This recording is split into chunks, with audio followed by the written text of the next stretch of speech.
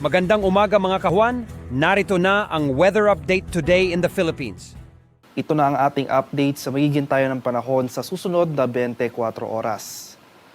Patuloy pa rin ang epekto ng northeast monsoon o yung malamig na hanging amihan dito sa area ng extreme northern Luzon. Samantala, ito namang easterlies o yung mainit na hangin galing sa Karakatang Pasipiko ang umiiral sa nalalabing bahagi ng ating bansa.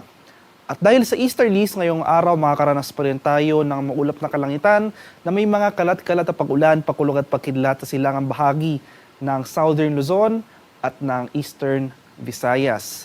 Samantala, dahil naman sa amihan, makakaranas rin tayo ng mga kaulapan na may onting pag-ulan sa areas ng extreme northern Luzon. Sa nalalabing bahagi ng ating bansa ay fair weather conditions sa ating inaasahan. May tsansa pa rin ng mga light rains o pag-ambon na dala ng amihan dito sa northern Luzon. Samantalang tsansa naman ng thunderstorms o yung mga pulupulong pag-ulan na may pagkulog at pagkidlat ang ating mararanasan sa nalalabing bahagi ng ating bansa. At para naman sa magiging lagay ng ating panahon ngayong araw dito sa Luzon, dahil sa easterlies, makakaranas tayo ngayong araw ng mga kalat-kalat na pag-ulan na may pagkulog at pagkidlat sa area ng Bicol Region. Kaya sa nabanggit na lugar, posible yung mga tsansa ng biglang pagbaha o pagguho ng lupa kung tuloy-tuloy ang pag-ulan na ating mararanasan. At dahil sa amihan, makakaranas rin tayo ng mga kaulapan na may mahihinang pag-ulan sa areas ng Batanes at Babuyan Islands. And for the rest of Luzon, kasama na dyan na Metro Manila, ay fair weather conditions sa ating inaasahan, maaliwalas na panahon. Dito sa nalalabing bahagi ng Northern Luzon, sa mga rehiyon yan ng Ilocos, Cordillera at Cagayan Valley, may tsansa pa rin ng mga light rains sa pag-ambon ng amihan. At sa nalalabing bahagi ng Luzon, including Metro Manila, ay tsansa naman ng thunderstorms ang posibleng maranasan pagsapit ng hapon hanggang sa gabi.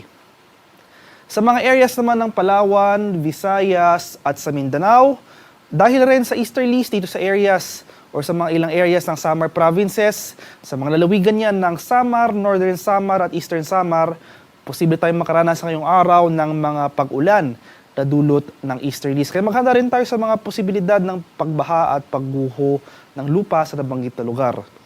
At ngayong madaling araw or kaninang madaling araw nakapagtala tayo ng mga pag-ulan sa ilang bahagi ng Mindanao, particular na dito sa areas ng Zamboanga Peninsula, sa mga isla rin ng Basilan, Sulu at Tawi-Tawi. Itong mga pag-ulan na ito ay dulot ng thunderstorms. At panandalian lamang yung mga pag-ulan na ito, inaasahan natin na bago magtanghali ay mas magiging maaliwalas na ang ating panahon sa nabanggit na lugar, pati na rin dito sa malaking bahagi ng Visayas at ng buong Mindanao. At pagsapit ng hapon hanggang sa gabi, asahan mo rin natin yung mga tsansa ng biglaan at panandali ang buhos ng ulan na dulot ng localized thunderstorms. At sa kalagayan naman ating karagatan, sa kasalukuyan, walang nakataas na gale warning sa anumang baybayin na ating kapuluan. Ngunit iba yung pag-iingat pa rin sa ating mga kababayan na maglalayag, particular na sa mga dagat baybay ng extreme northern Luzon, dahil posible pa rin tayong makaranas dyan ng katamtaman hanggang sa maalong karagatan. Ang haring araw dito sa Kamanilaan ay sisikat mamayang 6:16 ng umaga at lulubog naman mamaya sa ganap na 6:03 ng hapon.